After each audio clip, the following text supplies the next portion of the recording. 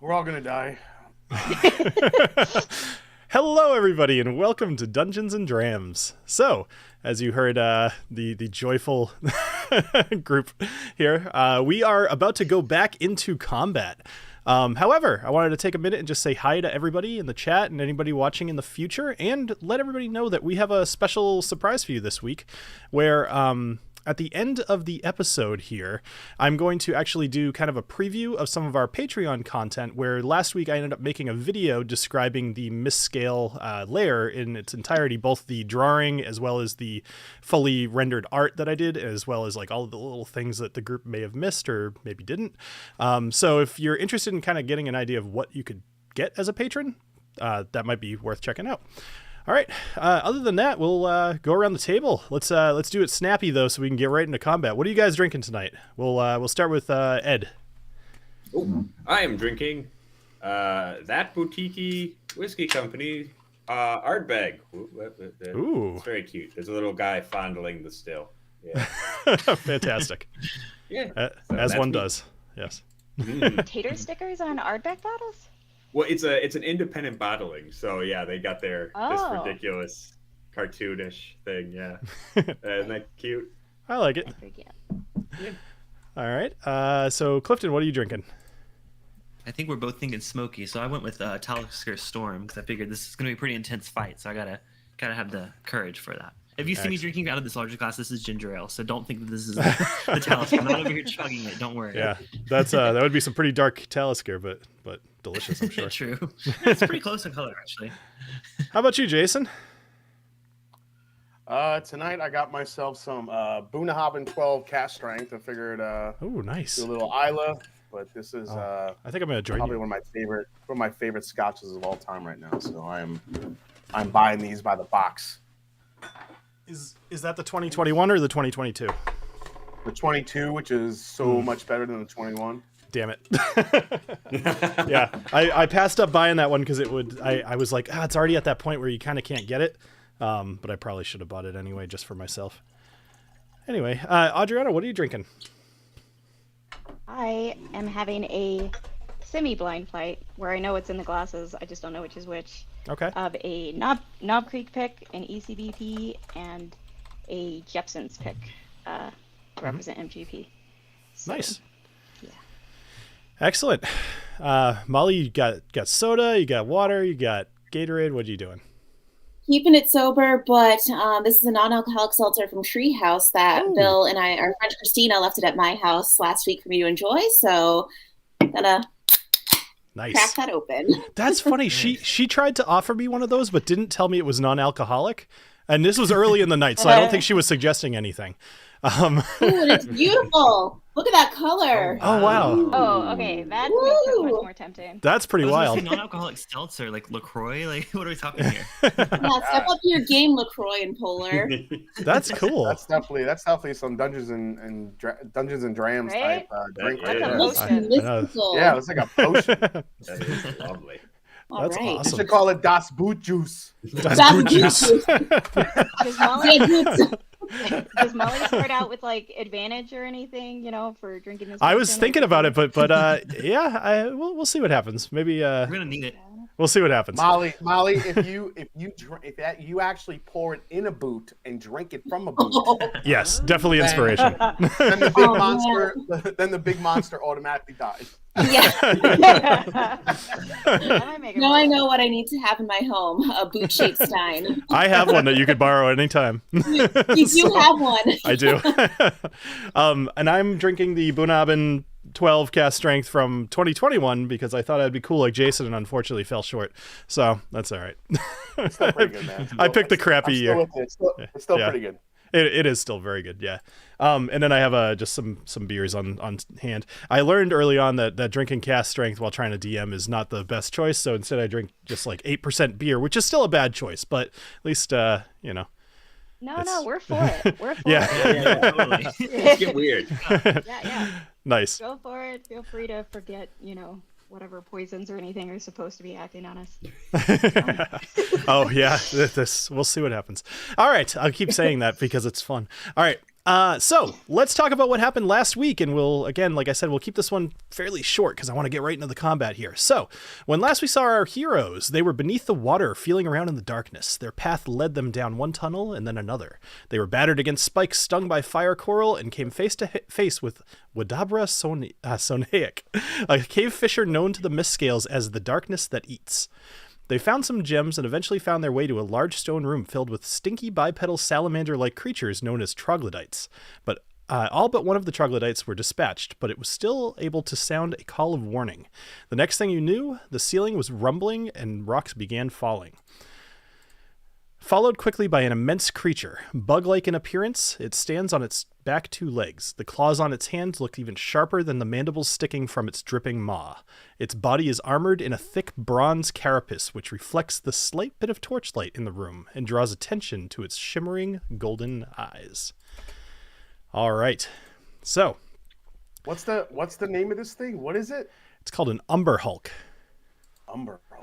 Got Yes. No Googling. You So, won't like it when I'm not you're- Googling. good. You won't I like just- it when it's man. I thought it was Yeah. called Hulk, but I couldn't remember if it was something. I couldn't remember what the first word was. Side note, I kept trying to make some cool AI based artwork for this thing this week, and everything just kept coming out green and with like just Bruce Banner's face and stuff. Like I couldn't distract the AI enough. All right, so we should Maybe have. use a synonym next time. Like Yeah. Argonaut or something. All right, so let's go ahead and get into it. All right, so first thing I need you all to do, as you see this giant thing falling from the sky, I need all of you to make charisma saving throws for me because all of you are within its range. What? Oh, that's not Alright. good.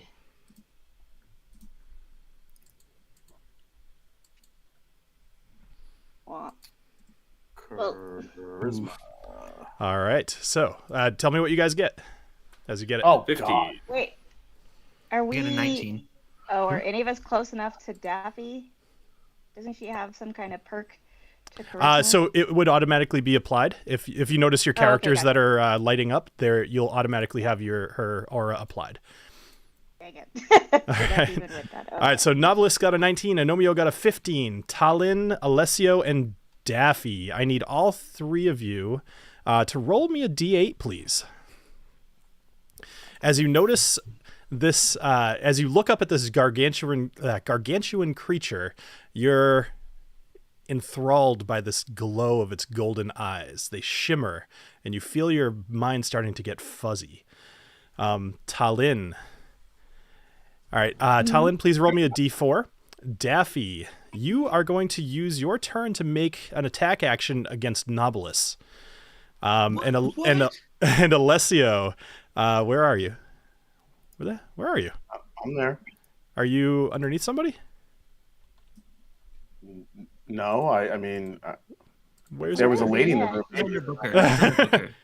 There you. yeah, there's- Oh yeah, you're right next. All right, so Alessio, you need to use your turn to. Actually, you rolled a 5. You need to roll me a d4 as well, please. TaLin, you are going to move 30 spaces to the south.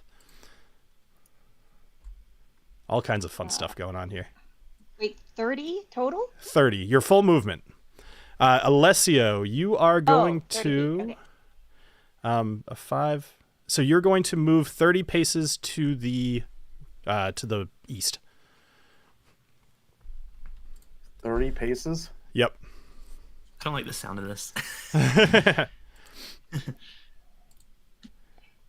All right. So TaLin, you're going. What did I say? South.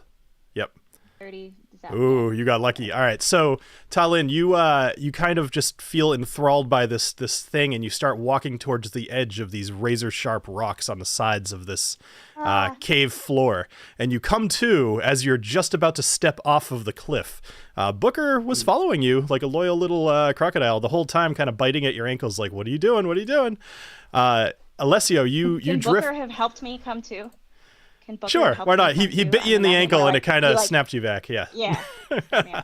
Why not?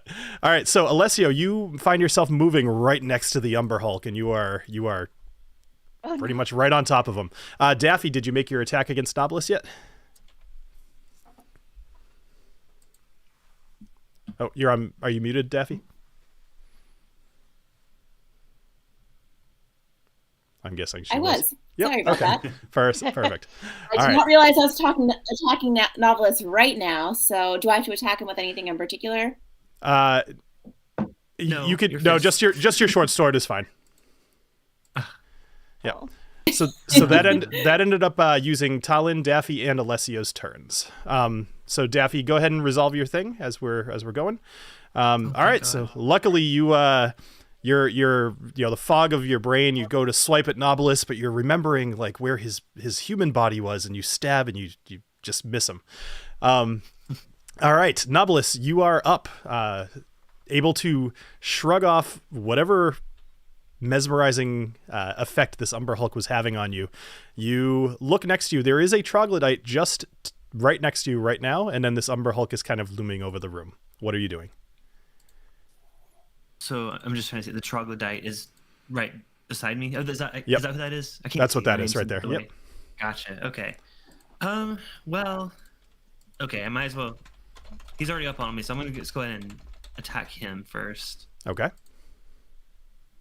You know what? I want to try Shocking Grasp.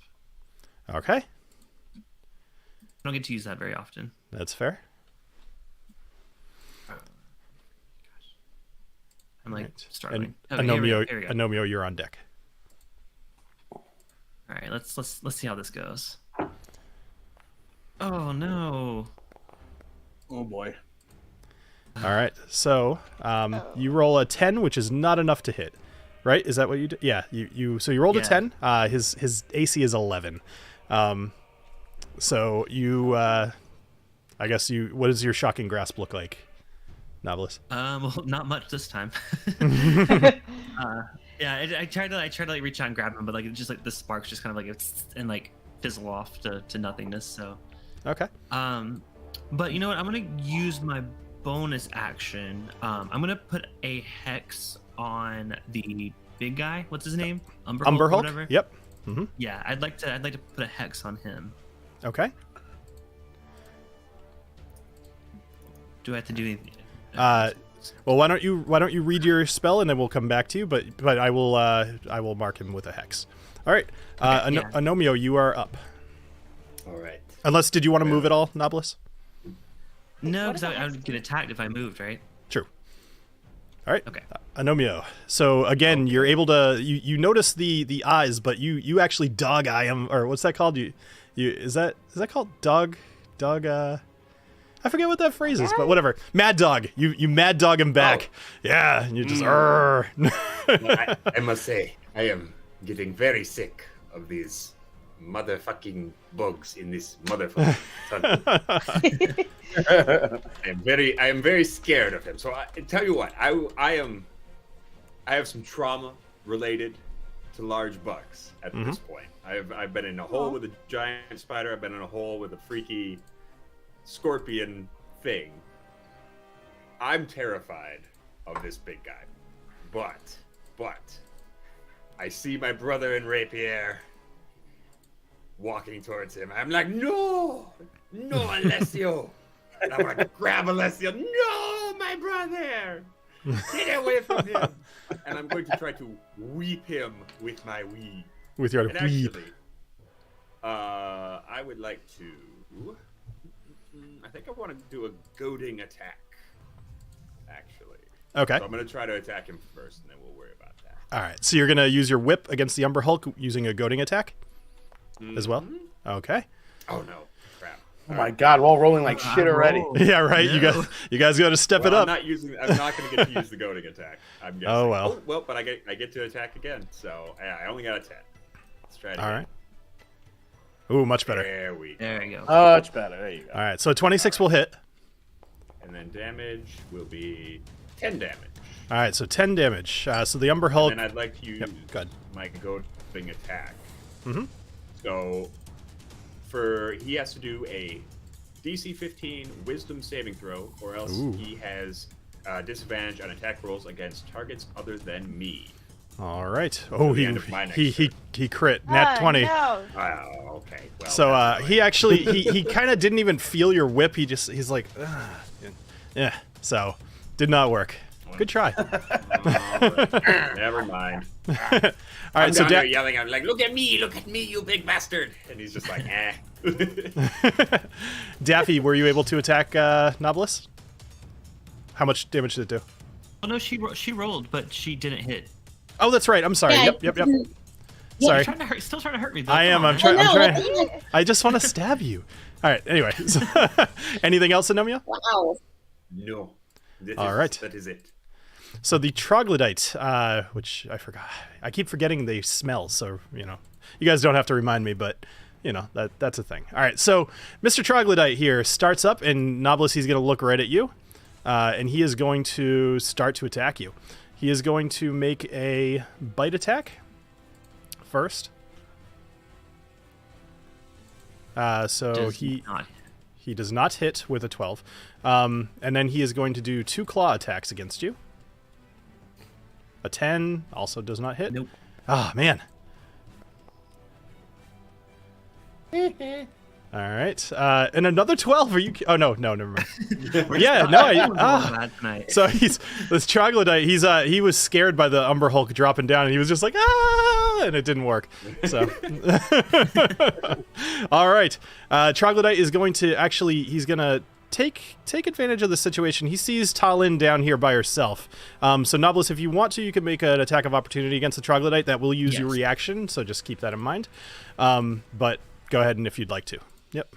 Wait, that'll use my reaction. So does attack that of mean? opportunity uses your reaction. So if there was something that required a reaction between now and your next turn, then you would not have one.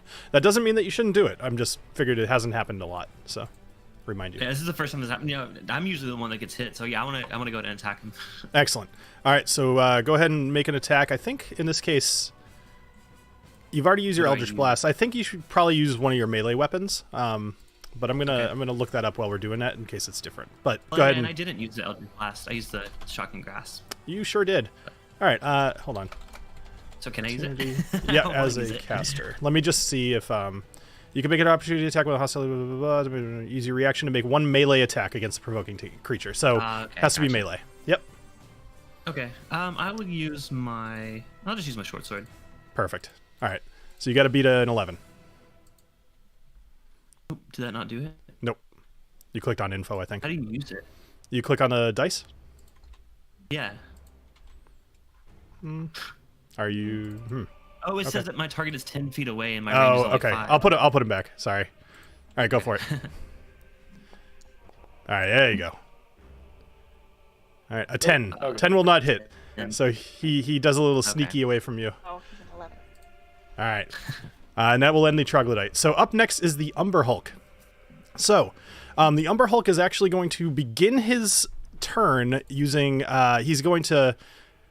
Let's see. He's going to kind of raise his arms up into the air, and he's going to slam onto the ground. And some stalactites from the ceiling are going to shake loose. And they are going to fall exactly where he wants them to, because he's very good with this kind of stuff. Which in this case is going to be right on top of Daffy and Knobolas, because you guys are the most grouped together. Oh, wow. So I used my reaction. Well, no, that's okay. This isn't a reaction. This is a saving throw. So go ahead and roll me a dexterity saving throw. Both of you. Yep. Oh, a natty one. No. All right, so both of you fail. So you're both going to take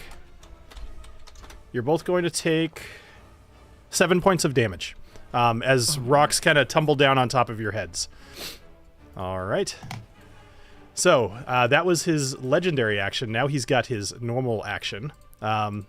Alessio, he is going to look at you, and he is. Of course.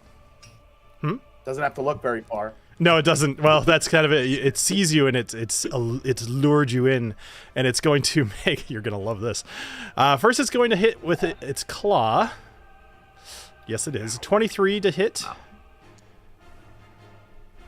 for 7 damage. Then it's going to attack with its other claw, which is going to be a 12 to hit, which I'm guessing does not hit. Nope. All right, and then so. Hooking you with one of its claws, it's going to drag you towards its mouth. It's going to bite you with its mandibles, or attempt to. 12 does Still not. not enough. Oh man! So you're a slimy little guy, or wily or something. You're wiggly, and he can't quite get his mouth around you. You got that problem. mandibles. Think like an ant. They've got like the pinchers. Those are called mandibles. Okay. All I right. heard man nipples. So Man nipples. He's biting you with his man nipples. Of course you did. Of course you Give me did. your angry nipples, man. Like, All right. It's my job. So TaLin, I'd like you to make a charisma saving throw, please. heck no. At the beginning of all of your turns, unless you are in a very specific place, you will be making charisma saving throws. So just keep that in mind. Oh, nice. All right. So, oh no, you have negative charisma. I didn't expect that. Oh, Okay. no, does that mean 15 was... Yeah, 15 would've counted. 15 is what you needed. So roll me a d8, please. Oh my God, she poor girl has no charisma. Yeah, this isn't Just surprising. desperately unlikable. I'm playing a researcher, okay? I was trying to make it accurate. All right, so TaLin, you got lucky. You find yourself, once again you notice his eyes, and they're just, they like flash at you, and you find yourself just completely stupefied and standing there, just kind of rocking back and forth, and that will be your turn. Daffy, you're up. Alessio, you're on deck.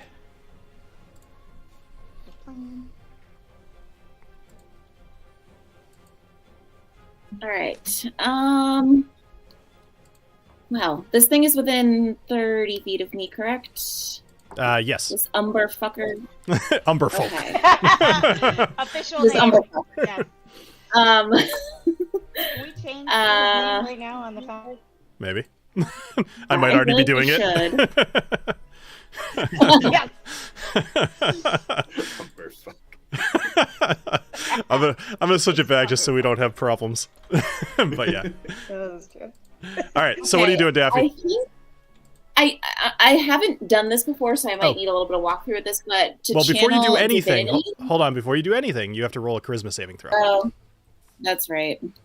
Damn it! I was hoping you'd forget. Not the way to play.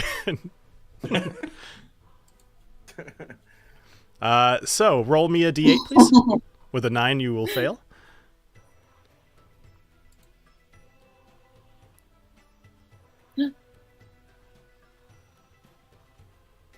My game just paused. What the heck? Okay. All right, a 4. So with a 4, so you also find yourself totally stupefied. You find yourself staring at Knobolas' nipples, and you just are like, whoa. They're moving. I go from wanting to attack him to I can't take my eyes. Right, exactly. So ask your question about Channel Divinity, though, so that you could consider it for your next turn.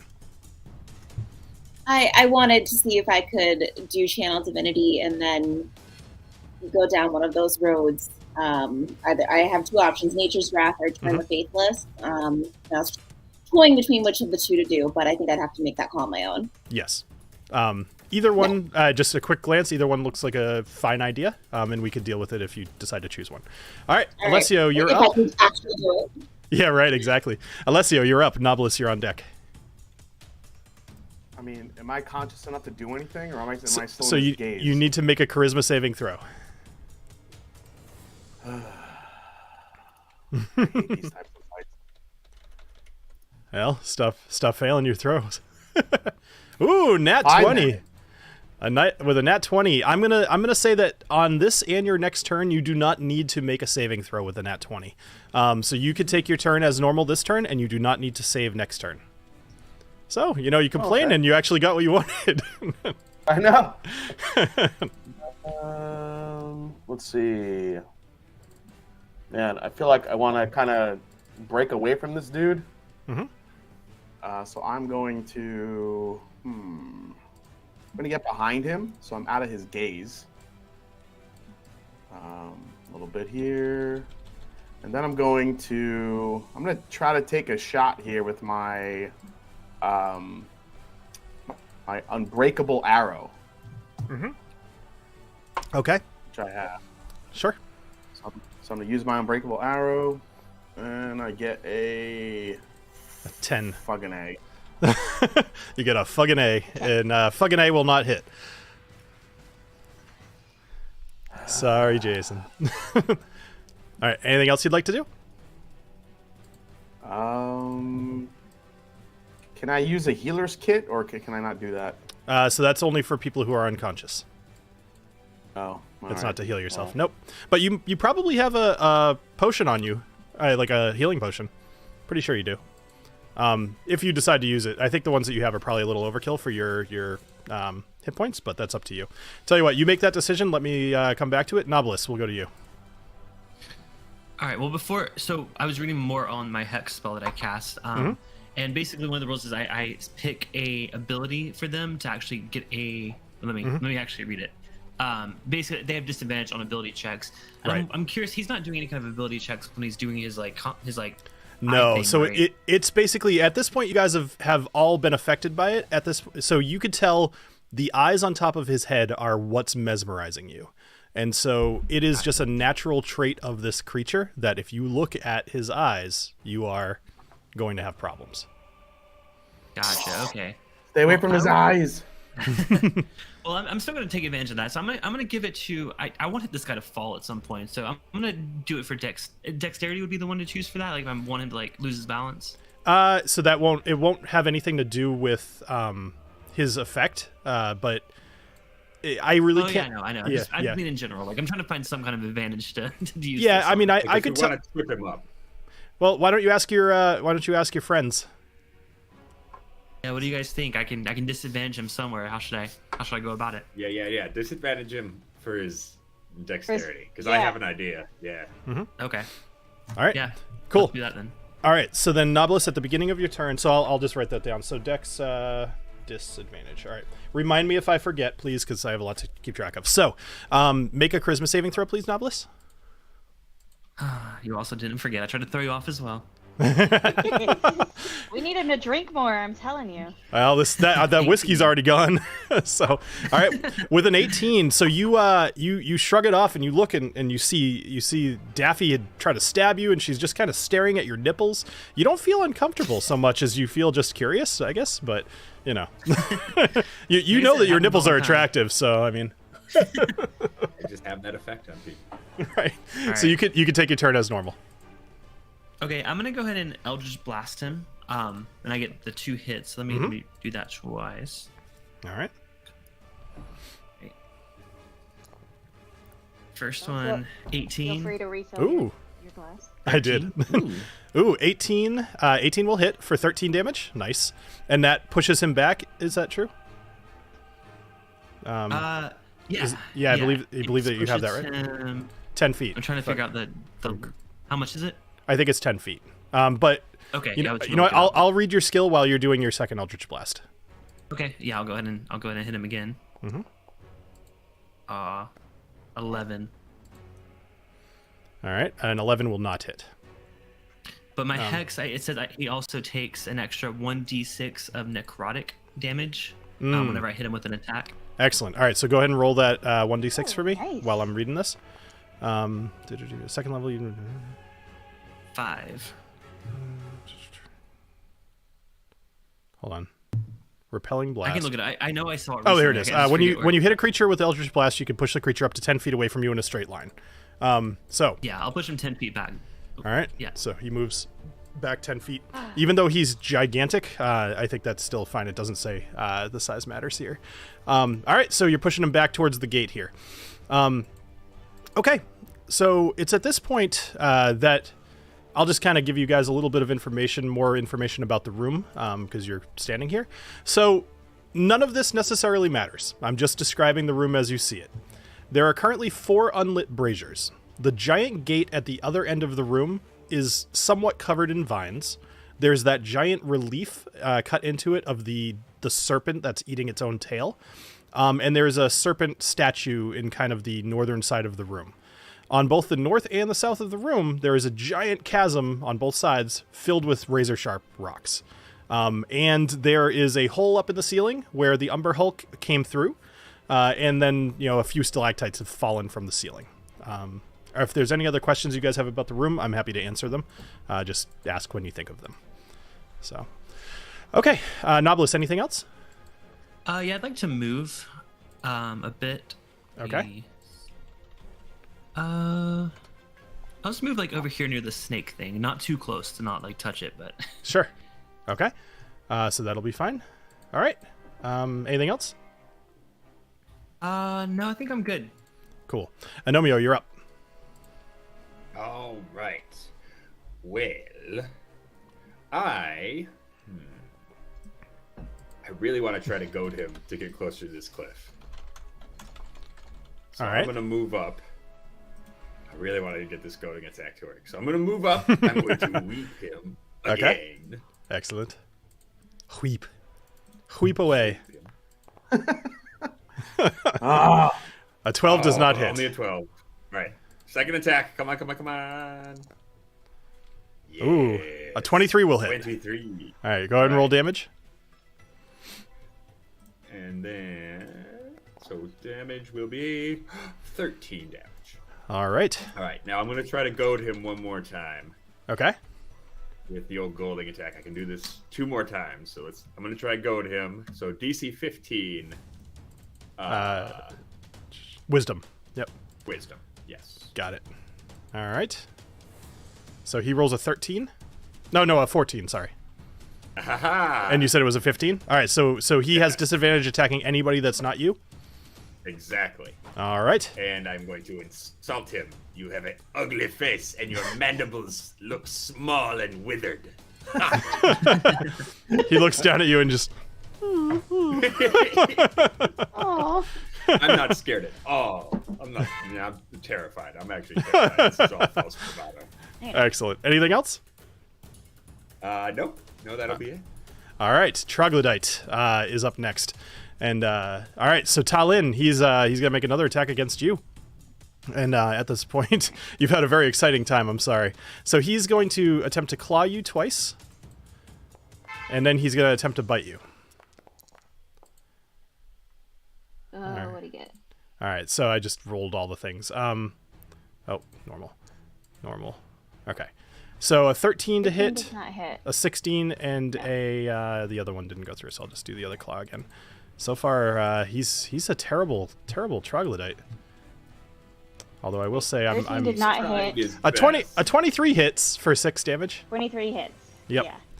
Okay. All right. Cool.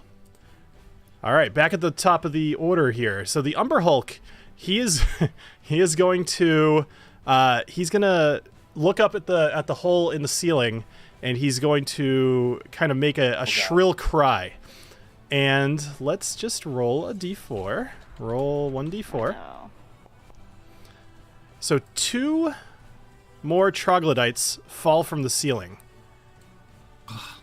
And they are going to be coming into play during this round towards the end of the initiative order.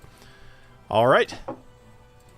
Up next is, well, actually, so that was his like bonus thing. So at the moment he's gonna go for you, Agnomeio. Actually no, I take that back. That how many layers? Okay. I'm gonna make that his turn. So that was one of his legendary actions, and he has now used his legendary action. So, TaLin, you are up. Okay. Make it. Actually, you are out of range, so you do not need to make a charisma saving throw. Yes. I keep measuring everything. Yeah, Knobolas knocked him out of range of you, so you should thank him. But yeah. All right, what are you doing? Thank you, Douglas. Okay. So I am. So first off, actually, I'm going to start with my bonus action of Booker attacking this troglodyte that's right next. Perfect. Okay. So he's going to maul. All right. And he rolled a 15. 15 will hit 7 for damage. 7 damage. Ooh, chomp. So Booker gets a good hold of his. Actually, what do you say? What do you think Booker does? He gets him good. Takes off about a half of his health. So. Oh, good. Well, in that case, I feel like Booker kind of.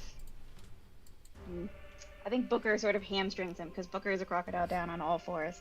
So he probably sort of hamstrings him down, but maybe gets like right at his femoral artery. So he's really. Oof, brutal. All right, so the troglodyte here, and actually, sorry, TaLin, you do actually have to do one thing for me. I need you to. I need you to make a Constitution saving throw. This troglodyte Booker takes a big old chunk out of his leg. He's bleeding all over the place, and it's at that point that the stench leaves his body, and you start kind of feeling woozy. You've got your save, which I believe makes it. Hold on, sorry, I clicked on the wrong person, and it is a 12. Okay, so yes, you make it. So luckily you did not get poisoned this round by his immense stench. Okay. I mean, I'm used to Booker's poops, so, you know. That's fair. Yes, that's fair. Okay, so the troglodyte is, bleeding all over the place. You still have your attack action? Or your attacks? Okay, yes. Yep. And I actually have 2 attacks. Mm-hmm. So, first off, with the troglodyte, I'm going to stab him with my short sword. Okay. Here goes. That'll hit. Come on. Yes. Right, so 17 or 8 Nice. damage. All right, so you kill him. Tell me what you do. Yes. Okay. So because he got bit and was bleeding out from his femoral artery, he was down on his knees, and I just swing down and behead him. Nice. Real quick. Damn it. Yeah, Just doesn't moving doesn't quick. take a lot to knock him down to the ground, but Yeah. his head is now severed from his body, pooling in Cool. the blood coming from his leg as well. Booker is lapping it up a little bit, I think. Yes. I like that Booker is just chew on a his just a ball. total savage. He plays with acid bones. He's like licking blood. All right, so what else would you like to You're a do? good boy. He is a good boy. So, I have another action, Mm-hmm. and I'm going to use my bracer of flying daggers, as Ooh. it does not say anything about a distance. Okay. So Sure. against Okay. the Umber Hulk is what I was thinking. So it's basically a dagger. So a dagger has 20 to 60 feet. So if you throw it at something within 20 feet, you have normal. Otherwise, 60 feet up to 60 feet is disadvantage on the attack. Okay. Well, I do have. It does say 2. Yep, that's fine. Basically, Yep, you could absolutely do 2. So I can kind of throw 2 at disadvantage. Yep, exactly. Go for it. 2 daggers. Sweet. Alright, I'm doing. Alright. Excellent. Oh, did it? Oh. So I put daggers on Okay, your that's cool. person. So you got to go to dagger and That's then you click on that. Yep, and do it twice. I did not click it with disadvantage. Sorry. That's okay. Okay, you know what? We'll just do this. You have 2 daggers. You roll with disadvantage. I'll say that this one. Actually, no, that one. Roll another one. Just roll another one, then we'll call it. Yeah, I'll just keep rolling until you tell me not to.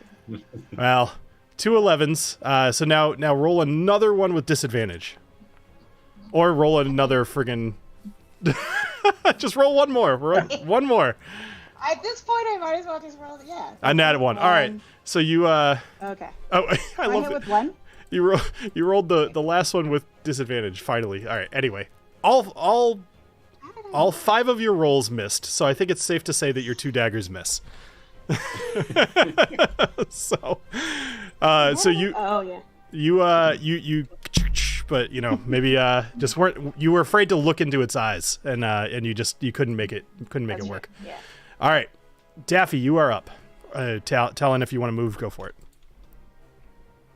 Am I also far away from it where I don't need to make a charisma saving throw? Almost, but you do have to make a charisma Almost. saving throw. I'm sorry, you're close. Okay. I do appreciate you guys reminding me of this. So it's like the only mechanic I have to remember, and I keep forgetting. Oof. An 11 will not do Oh it. my Please God. roll a d8 for me, please, Daffy. Okay. You guys do have your risky whiskeys if you ever want to use them. Yeah, but All right. we don't want to use them too soon. That's fine. All right, so Daffy, roll a d4 for me, please. With a 5, you're going to move in a random direction. You're going to move north. Oh, no. All right, so you're going to move to the north 30 feet.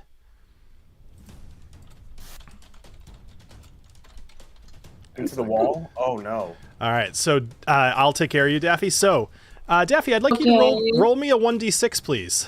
So you're also going to take 5 points of damage as you tumble off the cliff, banging against razor-sharp rocks, and Oh my God. falling into the water below. So with a 4, so 1, 2, 3.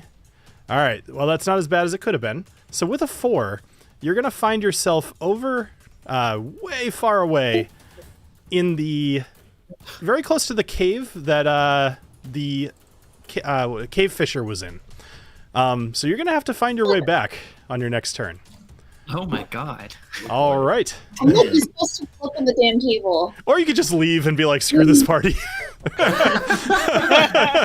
not fighting. I'm okay being a lizard. No, I have thoughts. Hmm?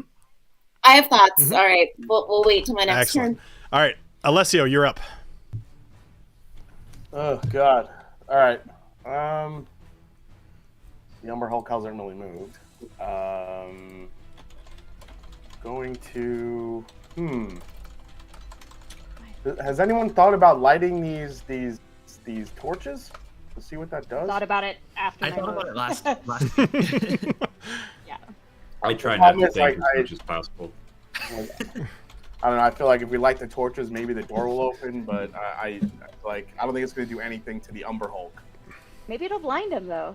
Yeah, maybe he This is doesn't like all light. in like, fairly dark. I don't even a have torch. I don't even have a torch, so I can't even. I'm sure you do. You have one in your backpack for sure. You've got some in your inventory. Yeah. Does it count as a standard action or a bonus action to use your torch to light this? It would be a normal action to light a torch, and then I would let you like light a brazier or whatever. Actually, do you have a torch? I don't have a torch. I don't think you have any torches. I'm not sure why, but you don't have any torches. Not in any of your bags or anything. Interesting. I didn't take anyone's torches. I was like, Yeah. can I toss him mine? Like, It's I got because he's some. sneaky. Tell you what. If Dark. He doesn't need I light. don't You know like the torch. you know what, tell you what, because I want to keep encouraging you guys to actually talk to each other in the game. Alessio, if you yell out to Knobolas to toss you a torch, I will let him throw you one as a free action. Hey, Nipples, toss me a torch. Which torch you talking about? I'm just kidding. All right, so Knobolas, Not that big black rod, the one that. Okay, just wanted to clarify. About the big white one. I'm just kidding. Now. All right, so you now have a torch on your person. Knobolas, I'm taking one away from you, and go ahead and do whatever you'd like to do. All right, so while he's kind of not looking, I'm going to take the torch and I'm going to use it. And let's see. The string has 1. So if you yeah. Just So says use. just tell me, are you lighting the torch? Yeah, I want to try to light that All right. torch. So you're lighting the torch. There you go. You lit the torch. Cool. All right. All right. So the brazier comes to life, roaring fire and everything. The Umber Hulk does seem to shy away from it a little bit, but he's not like burnt or anything. He's just kind of like, ugh, But that's about all you get. That's all I get, and that's my action. I can't do anything else. That'll be like that's your action, yes. But you can still move or do a bonus action if you have one. Okay. Which you do. You have Misty Step if you ever want to use that. So, anything else, Alessio? No, I lit a torch for nothing apparently. Go ahead. Well, maybe. Knobolas. I don't know. Oh, Alessio, I'm sorry. Probably. You know what? Screw. Oh no, that's right. I gave you the free turn because you rolled a nat 20. All right, Knobolas, roll a charisma saving throw. Yeehaw! I need a big sticky note on my screen. Remind them to roll a charisma saving. Yeah. Like Knobolas, like this is the only thing we're that doing Knobolas is actually really proficient at. So like I'm hoping. Yeah, keep your rolling charisma well. is fuck, man. You just walk up to people and like flex your pec muscles, and they're like, "What do you need?" 17. A 17 does not hit. Ignore me. TaLin's just throwing daggers. All right, so a 17 does not hit Knobolas. I'm sorry. Wait, does not hit. You're sorry. No, he. Oh, I'm sorry. I'm dumb. I'm sorry. Now the whiskey's finally hitting me. All right. So with she's messing with me with all the damn dagger rolls. I'm sorry. Okay. TaLin's just whipping daggers through the air.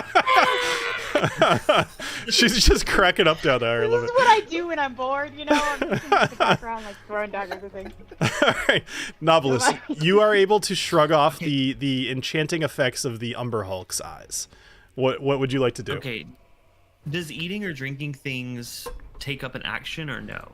I will let you eat your mushroom with a bonus action if that's what you're looking to do. Or if you are trying to I drink, was wanting to eat my tell me what you're trying to do. mushroom Yeah. and chase it down with a potion is what my plan was. So so the way that I do potions in this game, I think it's been like 20 episodes since I've told you guys this. If you use your full action, I will give you the max benefit from the potion. If you use your bonus action, you have to roll for it.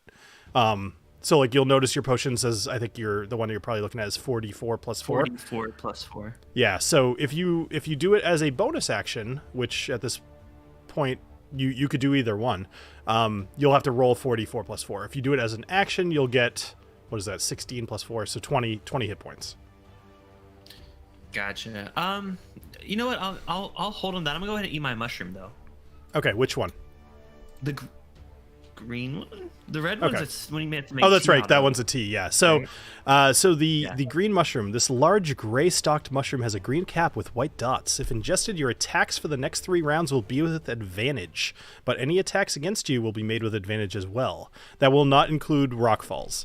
This effect, if unused, will wear off in 5 minutes. So, if that's what you'd like to do, you're welcome to. Yeah, let's do it. You better just hope he doesn't charge at you. Mental note: charge at Knobolas. Yeah.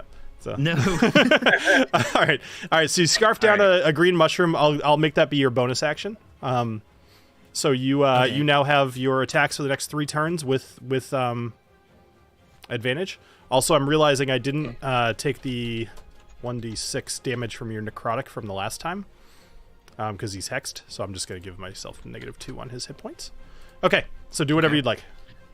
I'm gonna move. Okay. Actually, I'm gonna switch sides here a bit. Let me just make sure there's. I also realized those other 2 troglodytes weren't in the initiative order, so they hadn't been attacking. So consider that a gift. Yay. Thank you. You're They welcome. were gonna like, move. Stunned from falling. Yeah, to right. begin They with. kind of hurt their ankles. They were like, Yeah, you know how it is when you make a big like the jump? Peter Griffin. Right. Yeah. All right, Knobolas, what are you doing? So I'm gonna switch sides. Then I'm trying to strategize here. All right. So I move over here, and I'm gonna Eldritch Blast him both times to him. Okay. All right. First one. So, All right. 26. and real 11. quick, I'm just going to put you over here because if you would have moved the way that you moved, you would have taken an opportunity attack. Oh yeah, Excuse me. I That's never. fine. Okay, for some reason I can't drag my character. I did it at the beginning of the game, and I don't know what I did to mess it up, but I have to do it manually. So yeah. I'll show you how to do it later. Sorry about that. All right, so a 26 Okay, will definitely cool. hit for 11 points of damage. Nice. And then I'm noticing my hex. It says that they'll take the extra necrotic damage after every time they're hit. So Okay. So does that technically happen twice? So the last one, I don't think you hit him. I just gave him a d6 of damage, so we'll count that for the one that you just hit him with, and then we'll just go forward from here. So are you pushing him back at all? Yes, I'm gonna push him back. 10 feet. So is he gonna So- fall into the flame? If you push him back 10, hold on. If you push him back 10 feet, he's gonna crush Alessio against the wall. Okay, yeah. So you can I'll you push can him back choose. 5 feet. How about Okay, that? you're gonna push him back 5 feet, right on top of the brazier, which he's gonna take 2d4 damage from the fire because I think that's fair. So he's gonna take 5 damage from the fire. Okay, what else would you like to do, Alessio? You see this giant hulking bug just kind of bearing down on you, and now it's laying on top of a fire. It smells just wonderful. Yeah. Smells like Alright. barbecue. I'm gonna hit him with, I love that. Ba-doom. I'm gonna hit him with the next Eldritch Blast. I'm not gonna push him this time if I hit him though. I just wanted to just Okay, go for it. do some damage. Oh. Aw, man. With a nat Wait, 1, hold that's on, hold on. Yep. Wait, hold on. I haven't been doing it with advantage. Shoot. why would How you do do? I Oh, guess but- I would roll again, right? Why is it advantage? Sorry, remind Because me. I took my mushroom. Because- Okay, yes. Yeah, so roll again for this one, Okay. and then we'll have you roll one more time just in case you crit with the other one. All right, so 14 14 will not hit, but we'll do one more attack just in case for the first attack that you actually hit him with, in case you crit. Okay, gotcha. No. No, you didn't crit. Okay, that's fine. Just pretend that didn't happen. That's okay. Okay, great. So he is currently on top of the fire, and he is, he took damage at the beginning of his next turn. He'll take that damage again. But Agnomeio, you are up. And I will do a charisma saving throw. Thank you. Well, Ooh, I'm a risky whiskey, that baby. good idea. Because that's There it is. Because There that's a it is. 4. That's not good. That's how you do it, Smalls. All right, try it again. An 8. An 8. All right, so with an 8, I'd like you to roll me a d8, please. Can do. There you are. I feel your pain. I know, poor TaLin. With a 1. So you look up at this thing. So even though you just mocked this, you look up and you're like, man, it's got pretty eyes. I get over my fear of bugs, and I'm like, Your eyes sure are pretty. Yeah. You sure do got pretty eyes. You got pretty eyes. All right. Up next is one of the troglodytes, which is the one directly behind you, Agnomeio. So you are going. It's going to kind of run towards your back. It's not going to get advantage or anything, but it's going to make a 2 claw attacks against you. The first one is going to be an 18 to attack to hit. that will hit. For 4 damage. It's going to swipe you with the second claw for 12. Does that hit? Probably not, right? No. A 12? No. All right, and then the last one is going to try to bite you for 9, so that does not hit either.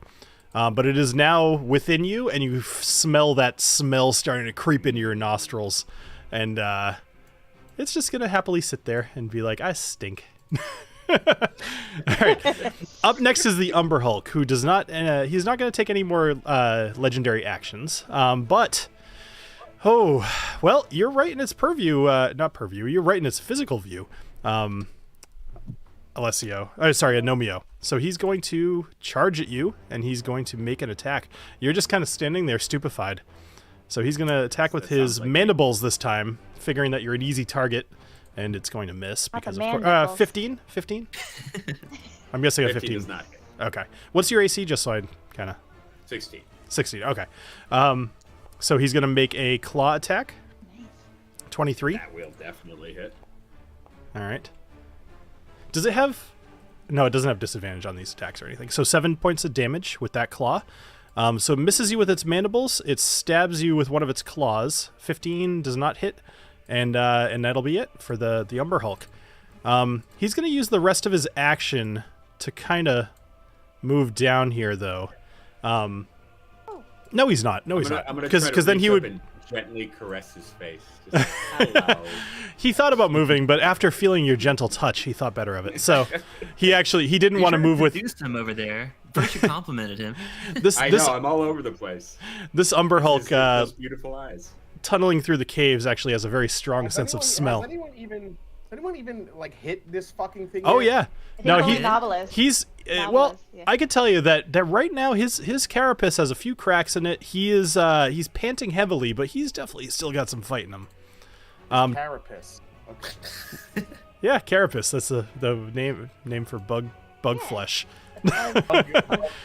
Bug flesh. Armor. All right, That's the name for when a woman named Kara uses the bathroom.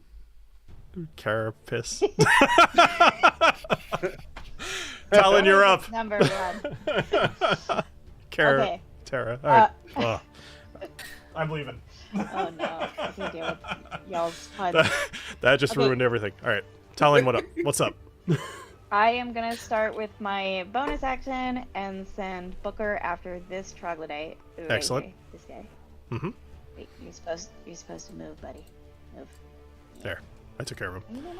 Okay. Thank you. And he's obviously going to attack. Okay. Troglodyte. Obviously. Nom nom nom nom nom. That's what he does best. I'm yelling second. Nice. Oh. Ooh. Good job, Booker. So he rolled a 23 for 7 damage. Mm-hmm. All right, for 7 damage. So he's the troglodyte again. Booker is getting real good at biting these things' legs, and he's just bleeding all over the Hamstring. place. Hamstring.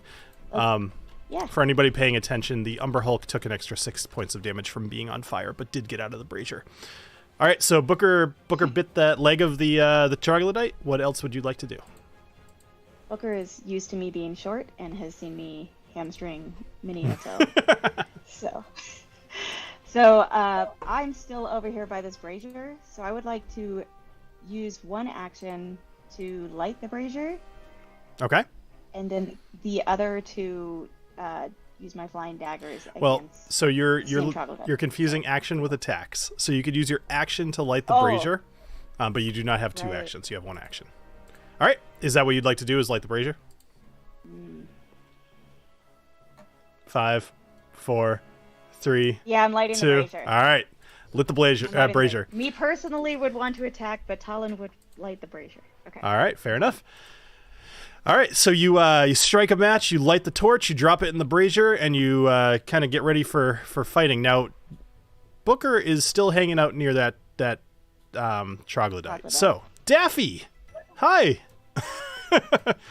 So, a calmness comes over you, Daffy, as you find yourself shot out through so think of like the Goonies, right? When they all go through that tunnel and they're kind of going down the water slide, and then you come shooting out and you fall into the water. And you look around and it's pitch dark. And your night vision or your dark vision does help you out a bit here. And you recognize that you are where you were originally attacked by the cave fisher. And you are about 3 feet from shore. You don't know where the cave fisher is, but you know that to the right is water, to the left is land. What are you doing?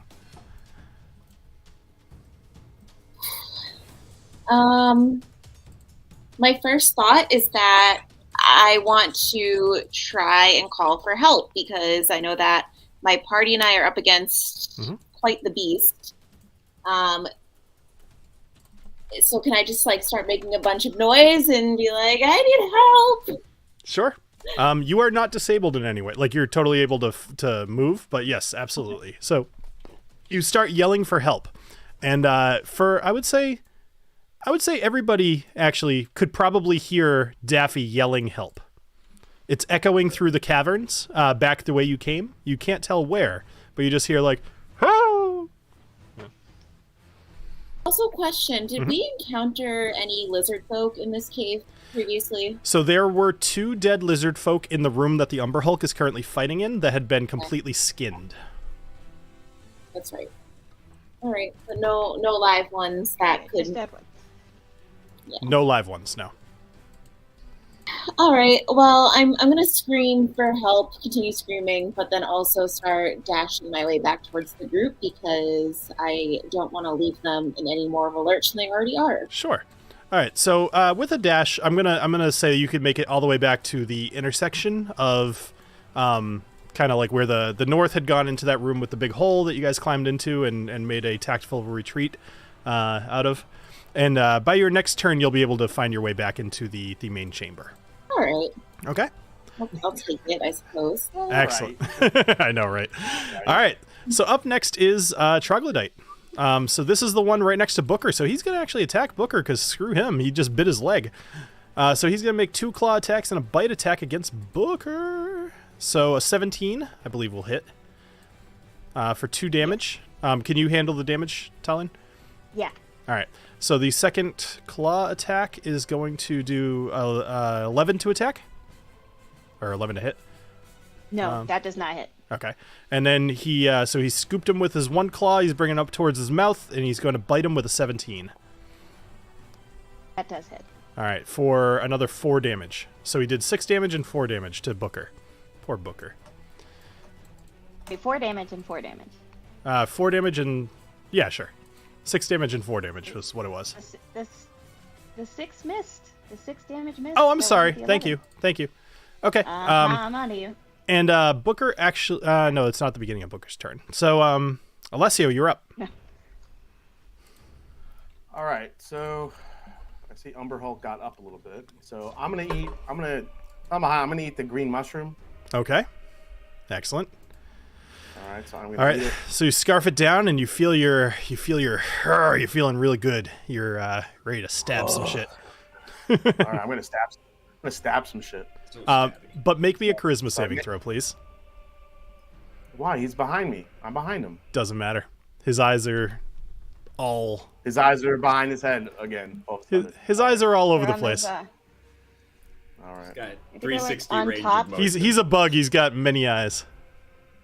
Like those round cameras that sit on top. Charisma saving throw. I can't. I'm clicking on myself and You know what? nothing's Actually, you know what? I'm rereading his confusing gaze ability. It does say if you can see the Umber Hulk's eyes, you are behind him. I'm gonna say that's a good thing. You do not need to make the attack, or sorry, the save. You are behind him, and you can absolutely do a thing without having to save. I can do a thing. Yep. Good thing. All right, so I'm gonna kind of get directly behind him here. Okay. Good idea. Yeah, directly behind him. Mm-hmm. How come I'm double clicking on my guy to do something? It's not Because you're not close enough. There you go. It's still. Is it still not? Me. I'm double clicking on my guy. What are you trying to do? Are Are you you? maybe just on? Are you on target instead of like? Combat or something? So you're double clicking yourself?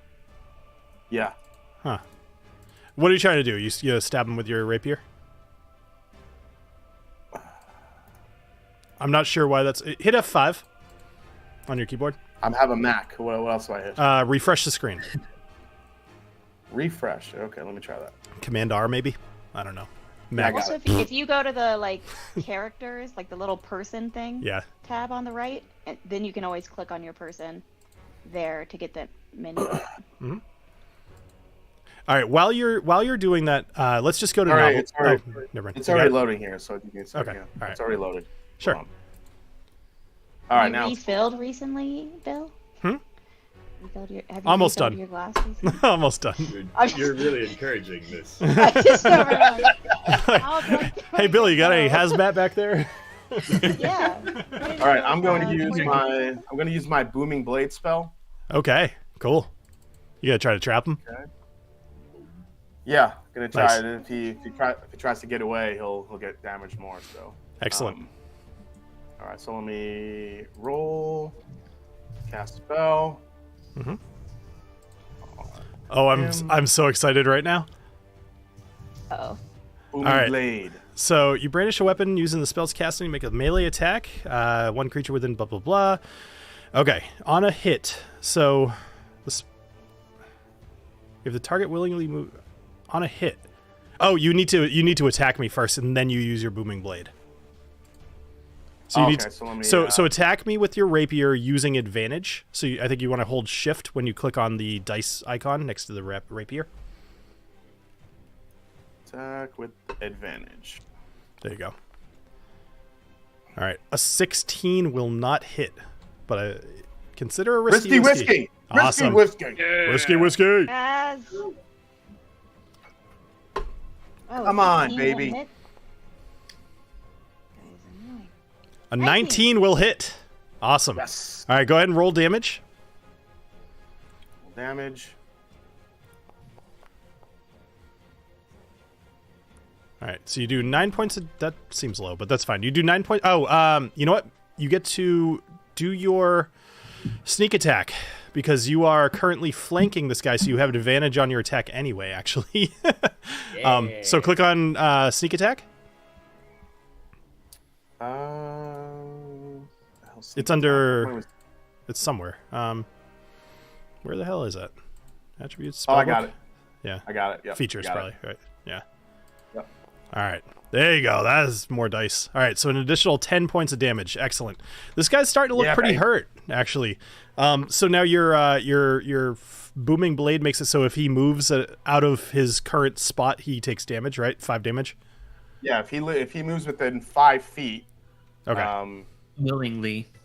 Yeah. Okay. He takes Oh, an good to know. extra D6, 1d6 of damage. Excellent. All right, cool. So you come up behind him, you take your rapier, and you manage to get underneath one of the layers of his carapace, and you shove your rapier in there, doing quite a bit of damage to him. And and then he's surrounded with this big, like thunderous kind of crackling wave of energy that you can all see kind of surrounding him. All right, cool, nice. feel like it was something take I was that, supposed to remember. carapace. Was there something I was supposed to remember? Meh. Yeah, I hit him right in the freaking carapace. You hit him in the carapace. Nice. All right, Knobolas, you're up. So, question about that. So, okay, Yep. like I said, I saw that if he willingly moves more than 5 feet, does that energy follow him? Because if I were to knock him somewhere and he would want to move away from that somewhere, would he take that damage? So if you knock him out of the thing, he does not take the damage. He needs to willingly move out of it. Is the energy surrounding him? I see. Or the... Let me read. Comes Sheath and I'll go ahead and do the charisma thing since I know you're gonna ask. Good idea. Yeah. Do I get advantage to that as well because of the mushroom, or is that just my attacks? No. Okay. All right. I thought you were gonna ask. Go ahead. I thought you were gonna ask if you got advantage for volunteering to do the. No. So reading through Booming Blade, if you push him out of it, it stays where it was. So he's fine. So Knobolas, you do not succeed, unfortunately. Roll me a D8, please. I got risky. I haven't used it yet. Okay, go for it. Poor Daffy. All right. Let's try that again.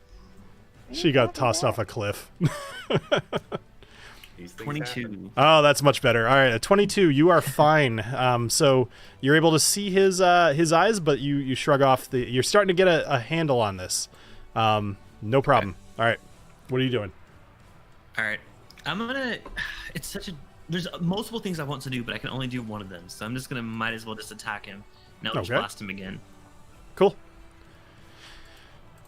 All right, let me. All right. So his AC is 18. I'm just gonna give that to you guys now, so to try to speed things up. 18.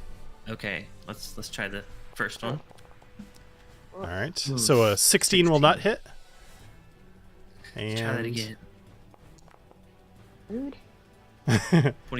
25 will hit. Ooh, max damage, or almost max damage.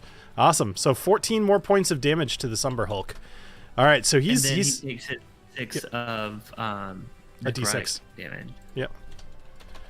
Roll 1d6. So unfortunately, for some reason, sorry, I didn't know who. I thought I was. I'll take yours. That's fine. I'll take yours. Okay. Mine was higher. I'll take mine. All right, so negative 6 damage to him. Awesome. All right, so cool. I wanted it to push him. You so do want to push him back 10 feet into the. I think 10 feet would make him run into the snake statue thing, right? He would be up against the snake statue, but he won't unless okay. I mean he could crash in. Actually, yeah, why not? He could crash into it. That's fine. But it's oh, let me try something. Oh shit! I know what I forgot now. What the fuck is that? 92. All right. Okay. So he does not crush the statue. Damage. He's dead. So Super dead. here's what we're gonna do. Is that the end of your turn, Knobolas? Yeah, I'm gonna move a little bit, but just a little bit over. I'm literally just like smiling right now. I'm so excited. All right. So I shouldn't be. You guys won't like when I'm excited. So Jason, so you No. You used some. Sorry, I'm trying to click on this. Okay, Jason, I'd like you to roll me a d20, please. D20. Getting scared. Yep, me too. Oh no. Oh no. Oh no. It's probably one of the few times where that's actually a good thing. All right, so I'd like you to roll me a d100, please. It's a thing. What is Oh, actually, I take it back. That's not a good thing that you rolled a 1.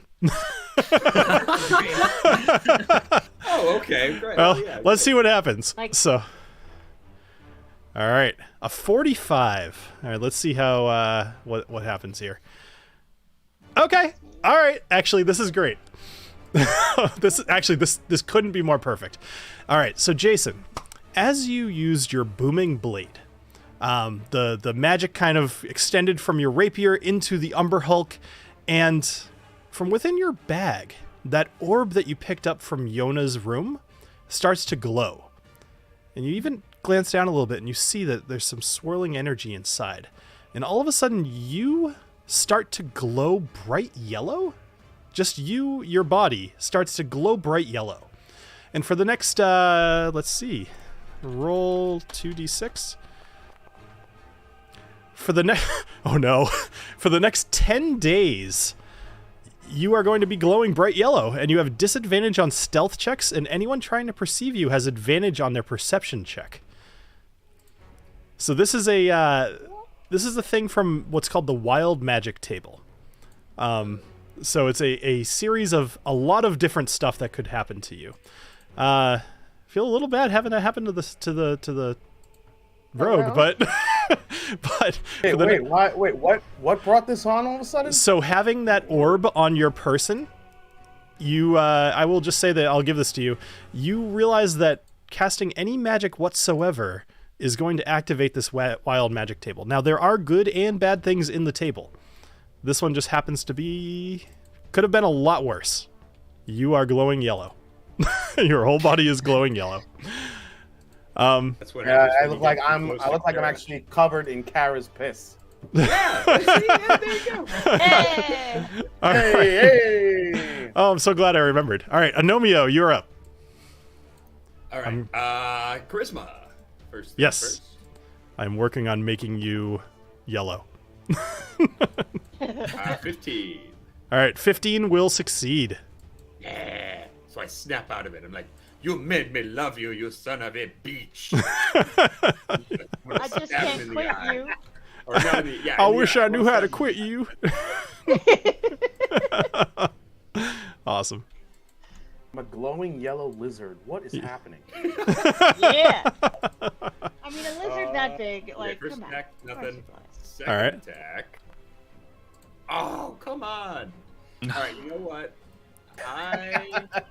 I'm gonna use my action surge because I haven't used it yet. So I'm gonna All use my action surge. I'm gonna try to stab this guy in the eye one more time. Ooh, okay. So making a target, so I'm... Oh, you're lucky you rolled high, because I was about to make the AC a little higher, going for a specific thing. So here's the deal. You, with a 25, I'm going to give you a whole heck of a lot with this guy. You swipe, and you are able to blind him completely.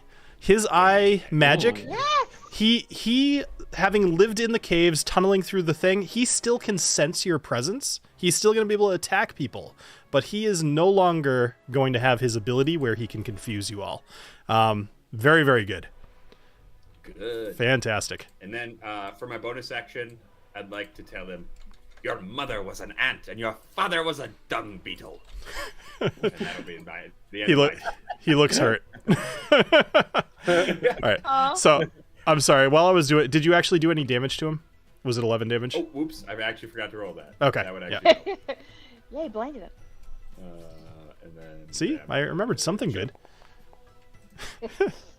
I love that you're 14 just damage. glowing yellow. All right, 14 damage.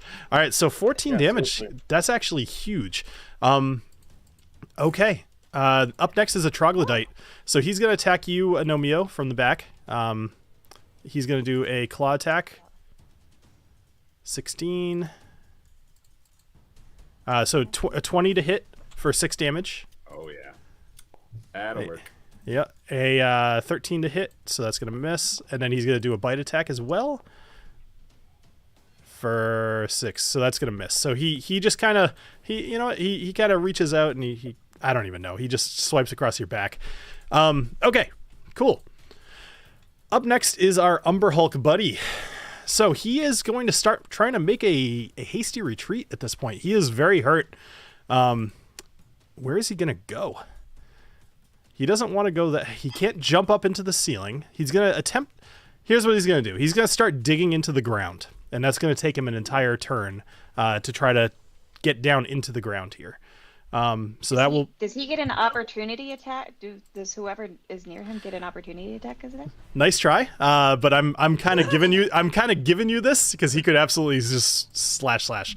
But no, he's going to start digging into the ground. He's not quite out of reach of Agnomeio yet, but I'd say by next turn he will probably be out of reach unless you guys decide to follow him down into the hole. Is he going to take the damage from the booming blade because he's trying to get out of there? So he got knocked out, so he does not take the damage from it. He didn't leave it willingly. I know. Oh, he got knocked out. Blame Knobolas, not me. All right, I'm TaLin, you're up. sorry. I tried to do something cool and it didn't happen, so I apologize. That's okay. Ah, well. Okay, so Booker just got attacked by that troglodyte, and he's pretty upset about it. So he's 100% pissed off and going to Mhm. respond appropriately. And 13. 13 will hit, and for 10 damage. So Booker kills him. Let me know what he does. Oh, sweet. Okay. Booker was really upset, so with that energy, he kind of jumped up and just got him right in the throat, and then did a barrel roll on land with the troglodyte. It's called a Grabbing death him by the roll, throat. actually. Damn. Nice. Yes. Whatever. Death roll. Booker is- Well, death roll just sounds real, Oh, way different cooler than thing. barrel Yeah, roll. every time. So, yes. Booker's a I savage. I call love it, it. yeah, I think Booker I- is a savage. Clifton's fault, but I call it barrel roll. Thank God you build it and kill him earlier on. Do a barrel roll. Yeah. All right. So, Barrel roll. all right. So It's on you. land, so it's a barrel roll. There you go. All right, that's fair. All right, so Booker grabs the troglodyte. He barrel rolls him into the ground. The troglodyte smashes his head into the ground and instantly dies. TaLin, what else would you like to do with your 2 attacks? Wait. Your So, action? No, where whatever. did Daffy fall off? You don't know. You saw her. Oh, so sorry. She fell off of the top up Like, here. I didn't see her fall off. You saw Oh, her over fall there. off of the top of the. Yeah. I mean, as far as you guys know, Daffy's like dead because you guys threw some troglodytes down there and stuff. But she was yelling, so we might. Oh, have that's heard true. her. Yes, right. you did hear her Yeah, scream. yeah. Yeah, Yep. we heard her. You heard her yell help, Right. actually, so Yeah. Yeah. things could be real bad for Daffy. I'm glad you're at least thinking of me, TaLin. Yeah, I was trying to figure out if I could like throw you a rope, something, but you're also too far. Even I if you just did gotta get run that for edge it. to throw the rope. Yeah, I thought Um, by this turn she'd be back up here by now. Well, she hasn't It actually. hasn't gotten around to me yet. It's just sometimes combat just takes a long time. So actually, Daffy, I was going to tell you this on your own turn, but just so you can plan your turn. In your next turn, I'm going to let your movement take you all the way back into the cave, kind of near this dead troglodyte here, just because you're really hauling ass, and you're a lizard. You swim a little faster. Alright. In that case, since I can't like get over to where she is, and I had been gonna attack this troglodyte, there's this other one that's snuck up behind Agnomeio, and it is. Oh wait, dang it. Yep, 25 feet. Yeah, so it's actually close enough for me to run up to. That's not You an could. action, right? You can move and then Movement is its own thing. attack. Yep. Okay, sweet. So I am going to run up to it, except that when I try and do that, there we go. Oh, everything just got so much easier to see. That's awesome. And I'm, of course, going to now attack this troglodyte with just my short sword. That's All right. You are like the Oh my troglodyte goodness. killer. I love it. You're just like, screw this giant beast. I'm just killing all the little guys. All right.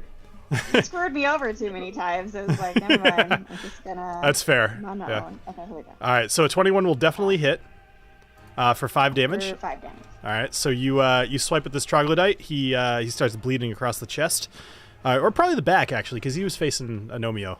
What else You would you like to do? attacks? Yep. Stab him again. All right. Stab him. I can dual wield, so I'm just dual wielding short sword. All right. A 16 will hit for 6 damage, and that will kill him. Excellent. So you bash, and he drops to the ground dead. Perfect. All right. That Cool. was the end of my turn. Anything else? All right, cool. So Daffy, it is now your turn. You're using your tail to help propel yourself very fast through the water, and you come running into the room. I'm gonna put. And I'm probably right hella disoriented, but also pretty pissed because I know I didn't go over that cliff willingly. So I'm a little out of breath. I know I can't quite reach the monster before me, but I would like to try to attack it with my crossbow. Perfect. Go for it. All right. So as this Umber Hulk is digging into the ground, he's throwing rocks left and right. You pull out your crossbow with a 10. I mean, you still have a risky whiskey if you want. Does the 10 do anything? No. The okay. 10 does not hit, no. But I can attack. I can attack twice, right? You could. Yep. I'll try again. All right. I'm pouring a little more Knob Creek to Nice. celebrate killing 2 troglodytes. Excellent. A 15 does not hit. Ah, You're gonna Dang it. risky cider. risky. Risky purple potion? Yes. Yeah, right. Risky purple. Here we go. Let's attack. Oh, nice. Oh, nice. All right, a 22 will Yeah. definitely All right, hit. love it. All right, go ahead and roll damage. I wish you could smite your arrows. That'd be useful. rad. Yeah, right? Now, how can I roll for damage? I don't see the little option that popped up. So you have... That normally. So your crossbow, I'll do it for you. Thank you. You're welcome. 20 damage? No, that's an attack roll. I'm sorry. I was gonna say, what Holy the? crap! Yeah, for real. I was like, wait a minute. Yes. Yeah, this thing's dropping. Yeah. Oh no. Saving the day. All right. So 5 damage. All right. All right. So cool. All right. So Taffy comes running into the room, wet and out of breath, and just fires an arrow at this thing, and it. You guys see the arrow sticking out of its kind of like its neck. All right. Up next is Alessio. You're up. Keep in mind, if you attack it from behind, you'll have advantage. Well, you have advantage anyway, but you'll do your sneak attack damage. Okay. I mean, is he still kind of burrowing in the holes? He's still sticking out of the hole. He's burrowing into the hole until he gets to his next turn, which it's you, Knobolas, and then Agnomeio, and then he's gone. Okay. I'm gonna get behind him again real quick. Get him in the butt. Get him in the butt. TaLin is panting. Oh, get him in the back. Get him in the butt. Oh my god. But all right, I'm going to use my javelin of lightning. From right Throw it next at to him? Oh, Okay. ouch. Well, In the butt? actually, no, because Tell you the what- javelin of yeah. lightning is better for like a guys in a row, so I'm not going to use that. Yeah. I'm just going to go straight up rapier. Perfect. You're going to rapier him in the butt. Up the butt. Oh god. Oh, Rapier! Wow, that I don't like that. Not my fault. Hey, I'm popping Do another I beer. get advantage on this roll? Yes, you get advantage because of your mushroom, also flanking, and sneak attack if you hit him, which you will, with a 25. So roll sneak attack damage. Multiply advantages? Sneak attack. All right, so an extra 10 damage, but then also roll your normal damage from your actual attack, which... Attack. Oh, sorry. Not, Didn't mean to that's do that. okay. Just hit, click on your rapier, hit click down. damage. Got it. Yep. Oh. So, with a 4... It was a Yes! So, In the butt. Alessio, Metalcore rules. Alessio, I want you to tell me how you kill this Umber Hulk. He's digging his way into the ground. He's about waist deep. Rocks are flying left and right. He's got an arrow sticking out of his neck. He's bleeding out of every joint of his carapace. What do you do? So basically, because I got the lovely idea. Keeping that energy level up. Come on. The beautiful TaLin. I take my rapier and I stab him in the butt. My rapier. do Or- bugs or- even have butts? Do they Why have- not? What it is. They do In now. this world, they do. There's Yes. definitely a delineated ass-looking carapace. This is carapace. There's a carapace through. And he has a hole in it now. Been doing his squats, okay? Carapace, exit only. And then I lift him. But not today. And just watch him slide down my blade ass first. Wow. Craziest thing I've And he ever heard. falls to the ground while I'm covered in disgusting carapace blood while my glow radiates mellow corn for all to see. It might not just be blood at this point. You're right. Oh no. So, Yeah, I mean, there could be anything coming out of this guy. Out of his, yeah. so I the just throw glowing it golden all for a over me reason. so nobody can see it because I'm covered in mellow corn and I love it. So, so the faint yellow glow of Alessio emerges from behind this Umber Hulk as he basically falls into his own grave he was digging. Holes permeate his whole body. His carapace is sloughing off, and he's just laying in a hole. And the rest of you are currently in this cave still, with a giant door in front of you, a dead giant bug, and some smelly troglodytes laying on the floor, as well as a couple of lizard folk who have been completely flayed. Knobolas, you happen to be in just the right place to notice, behind some of the vines hanging around the door, there's actually a hole on just the side of the wall. If you look into it, you can't see much. It's just dark inside. Have Alessio. Is that all you're giving us? That's all I'm giving you right now. Like, I think there's. Now, I said that- last episode. There's not a hole. It's- There's not a hole that Knobolas could turn down. So. All right, so what are you doing? Ooh, wait, no, just kidding. Yeah, how big is this hole? So this hole is Is This- it big enough What's for the Knobolas? circumference? so it's about the size. Actually, I mean, I have no better way to describe it other than it's about the size of my cell phone. So it's probably about 6 to 7 inches tall and maybe about 4 inches wide. Can I stick my big black rod into it? You could. So do you want to do that? Sure. All right. So Knobolas. so Can't take you- you anywhere. I regret giving you that so much. So you take your big black rod, you stick it inside, and you hear like a little bit of like a clang. It's hitting against something, but like it's just not finding any. There's you can't tell what's going on inside this hole. Can I just reach my hand in there instead? Full could- on Yeah. fist and hand and all. Probably So you- move that up first. So you reach your hand inside, and you feel you kind of feel around a little bit, and there's a flat surface on the back. And as you push your palm against it, you feel all 5 of your lizard fingers kind of warming up a little bit.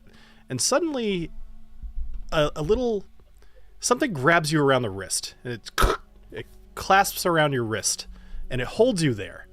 But the door here starts to open very slowly. As it opens, your wrist hurts, and then it's really, really hurting. And then it's starting to feel like it's going to crush your wrist. What would you like to do? The longer you I'd like to hold it pull it in out there, real quick. okay, I was going to say, the longer you hold it in there, the higher the door is getting. But you pull your hand Nice. out, and the door slams shut again. But it had to like. I tried it with my rod and it didn't work. It's like it has to be like my actual hand. I'd like to grab one of these chopping off flayed arms? lizard bodies and Yeah, we drag are. it, We're not chopping one drag of it off them. over the arms. hole. I can't. We're just gonna stick. Chop the We're just arm gonna off. stick one of these dead lizard hands in there right quick. Yep. Mm. Okay. So you that. are you dragging the whole body over? Are you cutting the hand off? What are you doing? I guess we could cut the hand off. Yeah, Yeah, that'd let's be, cut the that'd be hand more off. efficient. Alright. Yeah. So you- I mean, the arm. So Yeah. you whip out your rapier and you slice off the wrist, and Yes. and Well, you I'd like to go a little higher. I want a little bit of arm. forearm, because we sure. might have to like you want get something it in to there hold pretty on deep. to. you get it right about the elbow, and you look down at right, this. like right here, right there. Yeah. You look down at this lizard, good and you cutting point. and you see his face, like skin just completely torn off. You're holding this very slippery feeling arm, and you stick it in. Let's just all grow up for a second. You stick it into the hole, Aw. and it slides right in,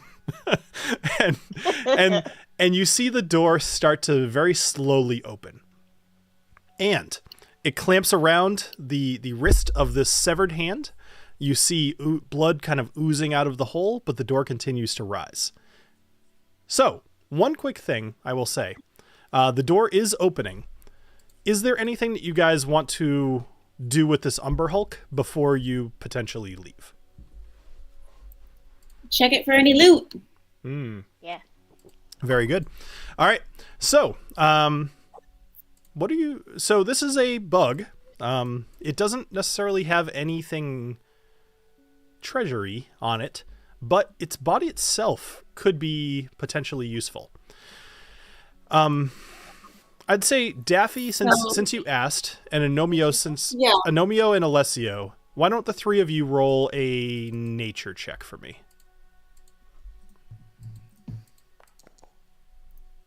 Wow, I got a nat 1. Which Sure makes did. sense. I don't want to know anything about this bug. You're like, what's a bug? Right. All right. Would anybody like to risky whiskey if you still have one left? I rolled a 17. You did. I'm just asking. Yeah. Oh, okay. Okay. All right. So with a 17, Alessio, so you start, actually, you're kind of in the perfect spot because as you take your rapier out of its nether regions, you actually notice that its back carapace is pretty loose. And with a slight tug, you're able to kind of rip it off. And you think to yourself, with a couple of little improvements, this might actually make a really good shield. And stow it away in your bag. Yeah, I was thinking armor or shield, just based on... Yeah, Gavin in the chat just helped us out there too. Oh, yeah. Yep, just kind of... All right. Yep. So you guys, I'll add that to your inventory later, but basically you have the carapace of an Umber Hulk, which, given the proper person, could probably be crafted in a pretty kick-ass shield. Potentially with some magical effects if certain checks go right. All right, so you guys wander out of the cave, and you wander out into the night. As you... We'll take 2 more seconds here. So as you come out, I don't have a good music for this, so I'll just whatever. As you come out of the cave, you hear the of a rising stone door, and you wander out and you see there's 3 tents that are set up around a campfire within your vision. They're probably about 50, 60 feet away from you. And given, looking up at the moon or something, you figure it's probably about 3, 4 o'clock in the morning. You guys are absolutely exhausted. And that's where we're going to end tonight. So we'll return here next Monday, to find out what happens. And just a quick reminder before anybody signs off. At the end of tonight, I'm going to be showing a clip of some of the Patreon content. So if you're considering joining the Patreon, this is kind of a sneak preview of what you could get. In this case, it's going to be me going over actually where we just were in the Mist-Scale lair. And kind of what the inspiration, where things are, what was there that the players may have missed, etc., etc. So, just want to thank everybody here for playing. So good job, guys. You killed the Umber Hulk. I know it took all night, but you did a good job kind of thinking that through. Knocking him into the brazier was a good idea.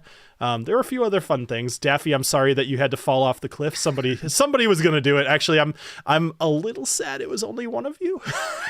That's fair. You wanted to stab me early on, so. Well, this was an off night for Daffy. I know, poor Daffy. You barely got anything to do this time, but that's okay. You shot it with a crossbow. That was good. All right. Well, thank you everybody who stayed through and watched. Anybody watching in the future, I hope you're enjoying the stream. Let me know in the chat. In the comments if you're enjoying the live play. And do you guys have anything you'd like to say? No, we love you all. Thanks for the battle. We do love you all. That was a fun battle. Apparently, Boy, join Mike Cullerton. Hope everything goes well. We love Yes. you. Yes. For sure, Yeah, Mike. Mike. Yes, good luck. Yeah, prayers And- up to you, bud. Anybody who would like to, also on Friday night, apparently Adriana and I are going to be competing on ADHD whiskey on the, what does he call it? Matt Madness. So Madness. make sure to join us over there, 10 p.m. Eastern time. All right. Make so sure here, to root for TaLin, not the DM. Just saying. if TaLin wins, there might be repercussions. We'll have to see. Oh, shit. poor Booker might have to What if suffer it the was consequences. Player knowledge shouldn't influence characters or whatever. So I don't know what you're talking about, but TaLin's gonna die. I just have one piece of advice for you guys. Don't overthink it. Go with your gut. I agree. Yeah, if you second guess yourself, it screws you. I learned that the first year. So yeah, don't second guess yourself. Good to know. All right. Well, I'm always out. I'm always out in the first round, so don't second guess. I'm out that in second honestly, usually, Jason, so- that makes me feel better because I have every expectation I'm going to lose, especially up against Adriana, who probably drinks a lot more bourbon than I do. It's the 30-second thing, because not only is there 30 seconds, but there's music playing. There's a lot of shit going on. It's very very easy to get distracted, and by the time the 30 seconds is up, you barely even nose the glass. It's a mind fuck. Just concentrate. Fair enough. just a quick reminder to anybody who's interested, we do offer this show as a podcast, so you can go subscribe to that too. There's links down in the description. Just go check out the description. There's like 100 different things down there. I don't need to go into it. But thank you, everybody, for joining us, and have a great rest of your night. Cheers. Cheers. Cheers. Hey, everybody. As always, thanks for being patrons. I wanted to try to potentially up my production value here for some of the patron stuff. Pictures are great. I like doing pictures, but I also wanted to try doing a video for you guys this time. So let me know your preference. Do you like a video of this, or do you prefer images? Anyway, so this is as you can see, this was originally called just the Lizard Folk Lair, because I didn't really know what I was going to call the Lizard Folk, but I ended up calling them the Mist Scale, so I'll probably refer to it as the Mist Scale Lair. When I first drew this out, I wanted to really make use of the fact that the lizard folk are aquatic, and they have this 15-minute time limit that they can hold their breath. So I knew I wanted to have some underwater area. So we'll talk about that in a minute. But whenever I'm making a map like this, I usually try to number it out, or at least I've been doing this lately. I try to number out areas and then kind of list what they are for. So in this case, I already knew, the players would come in from this area down here. And then I was hopeful that they would either go, obviously they'd either go to the north or to the right. I kind of wanted them to go to the left just to see what was over there. But in this case, I wanted them to have some weapons in here, and I kind of expanded that out to be the Mist Scale kind of practicing at the archery range with the idea of giving some additional arrows, or if the group looked around, they might have found some other stuff. And then there's a little path up here to the area with the waterfall, or the fog fall, if you want to call it that. I wrote bad fog. I won't elaborate too much on what exactly that does. I know the group thinks that they know, but there might be more to it. Anyway, so let's see. Going down here, this is the storage area. Now, I did have this whole thing drawn out when Knobolas originally went into the cave. So the fact that this area right here ended up containing a dead body in a barrel, it was not completely unexpected. So when he came in here and decided to throw the body in the barrel was unexpected, but the barrels were not. So I had storage area. So now I knew I wanted to have a bridge that they were going to have to go over. Originally, I had this bridge planned to have maybe like a roper or possibly some stuff dropping from the ceiling. But my thinking was like, okay, well, if these lizard folk live here and they have a bridge, like this area is not going to be littered with monsters. So I figured I'd make the bridge itself the difficulty. So I ended up having Yona cut the bridge. Down here, I knew that I wanted them to have a big area to sleep because, they've got to have a place to hang out. I expect that they would probably sleep outside quite a bit, but, it rains, it's bad weather, et cetera, et cetera. Maybe they need to hide. I wanted kind of like the biggest room here to be their communal gathering / sleeping area. In my mind, the lizard folk, they work together as a tribe. So the idea of just being kind of like huddled together made a lot of sense to me. And I didn't want to have them be too fancy because, they don't need beds. They just need like a place to lay down because they're in the jungle. Their existence, I think, is a bit of a struggle. And as you guys have learned recently, the whole subjugation from the Black Dragon, it's not like they're enjoying their time here. Their whole life is now in servitude to this dragon. Okay, so then I had originally where the prisoners were, I was going to have this be a treasure room just to kind of lure the adventurers over here. But I ended up putting some prisoners there instead, which, let's see, so 11 was slavery. Yeah, so I was going to have the prisoners way back here with the idea that if they went this far, they would find the prisoners and then have some chat there. But then I was like, you know what? I think it'd be more intriguing to see some people, especially since I know that they just ate some versus anything else. So I always wanted Yona to be in here, and I kind of obviously expanded upon what her room looked like. The orb that Alessio ended up finding was kind of the point of this room. Obviously, Yona being there and kind of doing what she did. I'm gonna just assume that you guys are caught up. So if you're not, then I'll just say spoiler alert for everything current. Anyway, so Yona being here made a lot of sense to me because I see her kind of like she ran away. She ran up to where she is, and then she was praying. She was trying to connect with her god, which I forget the name that I gave it, but that basically that big lizard folk god. Her intent is to try to get that creature to come and save them from the gnolls, which isn't going to work because that's not the way that god even works. Like it's ambivalent to the lizard folk. In fact, it tries to eat them. So I'm not entirely sure what she was trying to do there. Maybe just fear motivated that, but whatever. Another part about the big room down here is that I had those mushrooms going on, and those mushrooms do some cool stuff. The idea being that they were cultivating those mushrooms to help them to potentially break away from the UNT. That's why the mushrooms have generally positive effects. Okay, and then I ended up converting room number 11 over to a treasure room, which the group did not find everything that they could have found in there, not even by a long shot, but they rolled pretty terrible, so the dice made it do what it did. So down here, so over back on the bridge, so they cross the bridge, they've got this little area. I knew I wanted them to kind of head down into kind of like an underground river pond thing. But had they somehow fallen in here, they would have been bashed on some rocks, but they would have gone into a bit of a secret entrance here, which would have led them underground and shown them that they don't need to breathe back over to where they were going to end up anyway. All right, so then, as you guys know, there were some tunnels. There was always a fork here. I wanted one of the ways to just be straight up trap, go over to the spikes, and then the other way to go to the sea anemone. This little area here, I didn't really have much of an idea for it. I just wrote tunnels, but the idea is, how long is this place? We don't know how long we're going to be underwater, and already at this point, we're half out of our air. The cave fisher, which is a kind of like a lobster creature. That's the one that was trying to hit them with that filament, the long tube. And I kind of hinted at some of that by some of those crayfish that were under the water. Those are basically little baby cave fishers that are hunting under the water. I had the fire coral and then an emerald here as well, because I wanted them to have some treasure, and maybe that has some use, maybe it doesn't. We'll see. I didn't know that I was going to put a gem in the sea anemone room. But then the last bit was the entrance over here to head towards the ziggurat. I knew I wanted there to be a boss fight, and I didn't know what I was going to have the boss fight be right away. All right, so let's go from this to this. This is what it ended up turning into. I probably should have done the overview with this one, but in the next one I'll do the overview on the nicer map.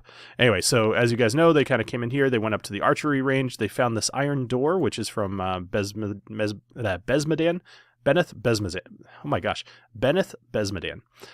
They've got this. So had they fallen into the fog, they would have ended up swept out somewhere, which I did have in mind. But there's a very good chance that if they didn't get out of here, they would probably have died. At the very least, the effects would have been hastened of the fog. So then we've got this down here with a little blood splatter. I wanted to add that in for the dead lizard folk kind of rotting through the barrel. Thanks, Knobolas. This is their sleeping room. They had a big brazier, again, with some Besmedan stuff. I don't want to tell you guys why that's here yet, but I will eventually. There is this is like maybe where they would talk down to everybody. This is just kind of like a raised platform. Cage, prisoners were here. This is Yona's room. There were a number of things on the table that Alessio could have chosen from. He actually happened to choose the right one, which is good. This is kind of a cool skull I found with candle melting all over it. And then treasure room. And then we have over here, so there were a few different things that they could have done. Had they not convinced Yona to help them out, they could have potentially climbed across these vines to get over to the other side, or they could have been creative some other way. There's definitely some stalactites hanging up here. Maybe they could have somehow gotten a rope around them or whatever. Maybe they could have done any number of things. But they didn't. They ended up convincing Yona to help, so Yona grew a bridge. This is that hidden tunnel here. Not a whole lot going on in this cave, but I did want to put some moss in there just to scare them. I feel like I've kind of traumatized them from moss, so you'll definitely see that showing up, and sometimes it'll be real, since Adriana, I'm sure you're listening. All right, so then there's a couple of ropes to get down if they wanted to make it easier. I'm happy that they all jumped in. That's way more fun. And then this rock actually was a bit of a last-minute addition, because I thought about the walls, and I didn't want them to be able to see that there was another intersection up here, and I didn't really want them to be able to see around the corners. I just wanted them to pick one and not know where they were going. On the way over to the anemones, I wanted to try to put a little bit of fear in them of like having to squeeze through a tight chamber underwater in the dark. And I feel like that actually came across pretty well, and one of the characters even kind of commented on it. So here's the anemones. I thought that was a cool idea, and I really wanted to include a character from Subnautica, which is a video game called a mesmer, which is like a fish that kind of speaks into your mind and it attracts you over to it so it can start feeding on you. I made that a little bit different, where instead of feeding on you, it kind of fed down to here. The idea being that the mesmers and the anemones kind of live in a symbiotic relationship where the mesmers lure stuff into the anemones and the anemones give the mesmers protection. That was the idea there. Spikes, no problem. Over here, so this is where the cave fisher was hiding. We got the bones and everything, and in here was where the cave fishers were under the water. Nice long tunnel. The idea being like, how long is this going to go on? And then the fire coral with a little waterfall, and then the emeralds over here. Now this room was brand new. Obviously, I didn't have this in the initial drawing here. Yep. So I wanted there to be a tunnel between the cave fisher over here and potentially it showing up over here, which actually worked out perfect because Agnomeio totally took the bait and he ended up climbing up the wall, going into the hole, and then seeing the cave fisher, which basically would have crawled, kind of over like this. So if Agnomeio had crawled through and somehow they killed it or whatever, he would have just dropped down back into this room. And then we have the main boss room up here. You notice the snake here, that matters. The braziers are all unlit. I wanted the room to be dark unless they choose to light it. But there are a couple of lights on the big door here. And then this eventually leads out towards the ziggurat. But I have these big pits filled with these sharp razor rocks where you guys will see in the next episode how those play into things. Anyway, so let me know if this is cool. This is probably a little bit longer than I'd typically make it be because I kind of re-explained everything twice. So consider this video about half the length and let me know if you prefer a video format or just some images to kind of come to your email. And we'll talk soon. Thanks again for being patrons and have a great rest of your day. Cheers.